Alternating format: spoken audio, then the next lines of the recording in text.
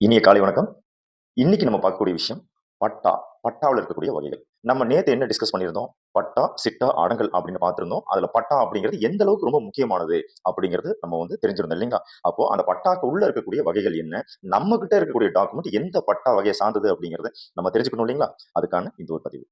பட்டாவுல மொத்தம் 8 வகையான பட்டா இருக்குங்க. ஃபர்ஸ்ட் பார்த்தீங்கன்னா, யுடிஆர் பட்டா அப்படின்னு சொல்லுவாங்க. அதோட விரிவாக்கம் என்ன அப்படின்னா, அப்டேட்டட் டேட்டா ரிஜிஸ்ட்ரி அப்படிங்கிறது தான் இதோடைய விரிவாக்கம். இத நம்ம ஒரு பட்டாவ முன்ன தனித்தனியா இருந்து சரியாக பராமரிப்பு இல்லாம இருந்த அந்த ஒரு காலகட்டத்தில, அத அத்தனையுமே ஒரு வரைமுறைப்படுத்தி, அத ஒரு அப்டேட் பண்ணி, அத ஒரு ரிஜிஸ்ட்ரியா கொண்டு வந்த காலத்தில பண்ணது தான் இந்த யுடிஆர் பட்டா அப்படின்னு சொல்லுவோம். 1. 2வது பார்த்தீங்க அப்படின்னா, நத்தம் நிலவரி பட்டா அப்படின்னு சொல்லுவாங்க. நத்தம் நிலவரி பட்டா அப்படிங்கிறது என்னன்னா, இப்போ ஒரு ஒரு ஊர் இருக்கும். ஒரு குடியிருப்பு இருக்கும். அப்போ அந்த நம்மளுடைய மூதாதையர்கள்லாம் அங்க போயி ஒரு கிணறு வெட்டியிருப்பாங்க, ஒரு குளம் வெட்டியிருப்பாங்க, ஒரு கோயில் கட்டியிருப்பாங்க. அவங்க அங்க தானாவதியா அந்த இடத்த ஆக்கிரமிச்சு, அங்க அவங்கவங்களுக்குன்னு ஒரு இடத்த பிரிச்சு, அவங்க அங்க வாழ்ந்துட்டு வந்துட்டுருப்பாங்க இல்லைங்களா? ஸோ அவங்களுக்கு குடுக்கக்கூடிய பட்டா தான் நத்தம் நிலவரி பட்டா. இப்ப இதுல 2 பிரிவுகள் இருக்கு. ஒண்ணு பார்த்தீங்கன்னா, தோராய பட்டான்னு சொல்லுவாங்க. அது எதுக்காக அப்படின்னா அ ஃபர்ஸ்ட் அந்த அலோகேஷன் குடுக்குறப்போ, அத ஒரு தோராயமா ஒரு கணக்கு எடுத்து குடுத்திருப்பாங்க. அது ஒரு டெம்பரவரி பட்டா தான்.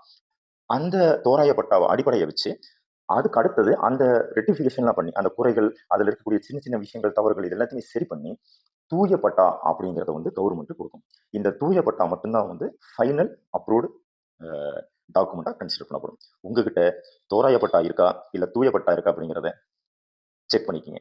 3வது பார்த்தீங்கன்னா, ஏடி கண்டிஷன் பட்டா அப்படின்னு சொல்றதுங்க. ஏடி அப்படிங்கிறது ஆதி திராவிடர் குடுக்கக்கூடிய பட்டாங்க. இந்த ஆதி திராவிடர்களுக்கு குடுக்கக்கூடிய இந்த ஏடி கண்டிஷன் பட்டா அப்படிங்கிறது 10 வருஷத்துக்கு அந்த பட்டா மூலியமா வரக்கூடிய இடத்த விக்கவோ, தானம் கொடுக்கவோ, அல்லாவது அத வேற அடமானம் பண்ணவோ எதுவுமே பண்ண முடியாது. அப்படிங்கிறது தான் இதோடைய கண்டிஷன்ங்க.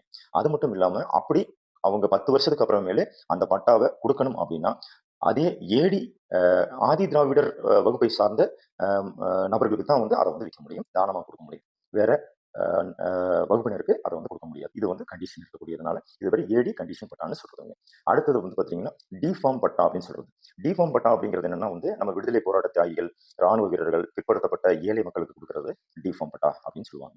அடுத்தது அ டிஎஸ்எல்ஆர் பட்டா அப்படின்னு சொல்றது என்னன்னா, நகர்ப்புறத்துல இருக்கக்கூடிய பட்டா குடுத்திருப்பாங்க. அந்த பட்டாவுல சில சில அளவுகள் 1 அடி, 2 அடி இந்த சந்து இது எல்லாமே கொஞ்சம் மாறுதலா இருக்கும். அத பிற்காலத்துல டவுனா மாறுறப்போ, அதுல அந்த தவறுகள் எல்லாத்தையும் சரி செஞ்சு குடுக்கக்கூடிய பட்டா பேரு தான் டிஎஸ்எல்ஆர் பட்டா அப்படின்னு சொல்றாங்க. அடுத்தது பார்த்தீங்கன்னா, 2டி பட்டா அப்படின்னு ஒரு ஒரு விஷயம் சொல்றாங்க. 2டி பட்டா அப்படிங்கிறது என்னன்னா, இப்போ அ அரசாங்க இடத்துல இருக்கக்கூடிய மரங்கள், அதுல வரக்கூடிய அ வருவாய் இருக்கு இல்லைங்களா? அத ஒருத்தருக்கு பட்டாவா குடுக்குறதுங்க. இப்போ ரோட்ல புளிய மரம்லாம் இருக்கும். அந்த புளியங்காய் அடிக்கிறதுக்கெல்லாம் குத்தகைக்கு எடுத்திருப்பாங்க இல்லைங்களா? இந்த விஷயத்த நம்ம 2டி பட்டா அப்படிங்கிற விஷயத்துக்குள்ள இது வரும். அடுத்தது பார்த்தீங்கன்னா, 7வது கூட்டு பட்டான்னு சொல்லுவாங்க. ஒரு ஒரு 10 ஏக்கரா, 20 ஏக்கரா, 30 ஏக்கரா ஒரு இடம் இருக்கும். அந்த இடத்த பார்த்தீங்கன்னா, அந்த குடும்பத்தோட வாரிசுகள் அத்தன பேரும் அந்த அந்த இடத்துக்கு உரிமையாளரா இருப்பாங்க. ஸோ அவங்க எல்லாத்தையும் ஒருங்கிணைச்சது தான் அந்த கூட்டு பட்டான்னு சொல்றதுங்க. 8வது விஷயம் ஆ தனிப்பட்டா. தனிப்பட்டா அப்படிங்கிறது இப்ப நம்ம ஒரு லேஅவுட் போட்டு லேஅவுட் நம்ம சைட் வாங்கி, அந்த சைட்டுக்கு இவர் உரிமையாளர் அப்படின்னு சொல்லிட்டு ஸ்பெசிஃபிக்கா இவர் தான் அப்படின்னு சொல்றாங்க இல்லைங்களா? ஸோ அந்த தனி நபருக்கு தனியாக குடுக்கக்கூடிய அந்த பட்டா பேர் தான் தனிப்பட்டான்னு சொல்றதுங்க.